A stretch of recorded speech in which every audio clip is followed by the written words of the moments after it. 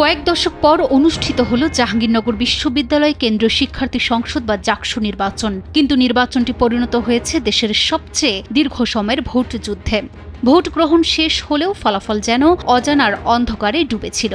অবশেষে ভোট গ্রহণের ৪৮ ঘণ্টা পর ফলাফল ঘোষণা শুরু হয়। ম্যানুয়াল পদ্ধতির ধীরগতির গণনা প্রক্রিয়ায় অপেক্ষার প্রহর দীর্ঘ থেকে দীর্ঘতর হয়েছে। এর মাঝেই নির্বাচনে অনিয়মের অভিযোগ তুলে ৫ শিক্ষক পদত্যাগ করেন। কিন্তু এই ৫ শিক্ষক কেন পদত্যাগ করলেন, তাদের পদত্যাগপত্রে কি কি কারণ দেয়া আছে, চলুন এক নজরে দেখে আসি।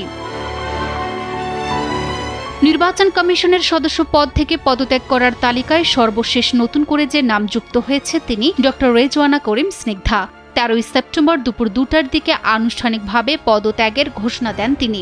জাহাঙ্গীরনগর বিশ্ববিদ্যালয়ের নৃবিজ্ঞান বিভাগের সহযোগী এই অধ্যাপক শুধু পদত্যাগ করেই থেমে থাকেননি, তার পদত্যাগপত্রে উঠে এসেছে একের পর এক চাঞ্চল্যকর অভিযোগ।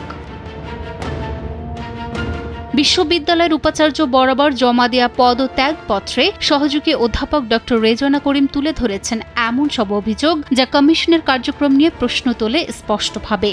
কমিশনের একজন সক্রিয় সদস্য হয়েও নিজেই সেই কমিশনের স্বচ্ছতা ও নিরপেক্ষতা নিয়ে গভীর প্রশ্ন তুলেছেন। পদত্যাগপত্রে তিনি বলেন, একটি ভীষণ রকমের দুর্বল প্রশাসনিক অব্যবস্থাপনা, অতিমাত্রার রাজনৈতিক সমীকরণ, এমনকি একজন শিক্ষকের অকাল প্রয়াণ যিনি কোনোভাবেই ভোট গণনার প্রক্রিয়ার সাথে যুক্ত হওয়ার সুযোগই পাননি, তাকেও নির্বাচন ভোট গণনার প্রক্রিয়ার সাথে যুক্ত করার মিথ্যা অভিযোগ এবং অদৃশ্য চাপ আমাকে এই কমিশনের সদস্য হিসেবে কাজ করতে নৈতিকভাবে বাধাগ্রস্ত করেছে। ডক্টর রেজওয়ানা করিমের আগে কমিশন থেকে পদত্যাগ করেন অধ্যাপক মাফরুহি সাত্তার। গতকাল রাত 8:45 তিনি সংবাদ সম্মেলনের মাধ্যমে নির্বাচন কমিশন থেকে পদত্যাগের তথ্য জানান। তিনি বলেন, আমি সবসময় ন্যায়ের পক্ষে ছিলাম। নির্বাচন কমিশনে বিভিন্ন সময়ে মতামত দিয়েছি, কিন্তু আমার মতামত উপেক্ষা করে সিদ্ধান্ত নিয়েছে তারা। এজন্য আমি পদত্যাগ করছি। কিন্তু আমি আশা করছি যে এই অনিয়মগুলো হয়েছে, এরপরেও আমি আর বসে থাকতে পারছি না। সেই কারণেই আমাকে কমিশন থেকে পদত্যাগ করতে হবে।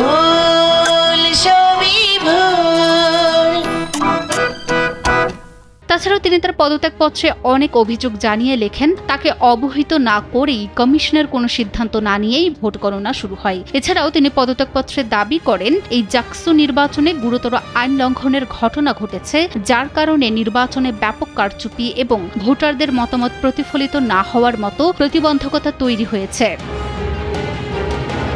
এর আগে ১১ সেপ্টেম্বর নির্বাচনে ব্যাপক অনিয়ম, বিশৃঙ্খলা ও দলীয় প্রভাবের অভিযোগ তুলে নির্বাচনের দায়িত্বে থাকা অধ্যাপক নজরুল ইসলাম, অধ্যাপক নাহারিন ইসলাম খান ও অধ্যাপক শামীমা সুলতানা পদত্যাগ করেন। অতিরিক্ত ব্যালট মুদ্রণ ও বিতরণ করা হয়েছে অভিযোগ তুলে অধ্যাপক নজরুল বলেন, ব্যালট পেপার ও ভোটিং মেশিন সরবরাহ করেছে এক জামায়াত নেতার মালিকানাধীন কোম্পানি। এই ব্যালট গোপনে ব্যবহার করে নির্দিষ্ট প্রার্থীর ভোট বাড়িয়ে দেওয়ার আশঙ্কা রয়েছে। এসব অনিয়ম বিবেচনায় নিয়ে আমরা এই নির্বাচনকে সুষ্ঠু বলতে পারি না। ছাত্রদল প্যানেলের মতো আমরাও পর্যবেক্ষকের দায়িত্ব থেকে সরে দাঁড়াচ্ছি এবং এই নির্বাচন বয়কট করছি।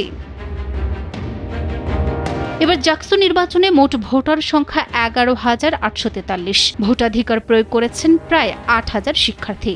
অনিয়মের অভিযোগ তুলে নির্বাচন বয়কট করেছে ছাত্রদল সহ ৫ প্যানেল ও ৫ স্বতন্ত্র প্রার্থী। সাথে সাথে ৫ শিক্ষকও পদত্যাগ করেছেন।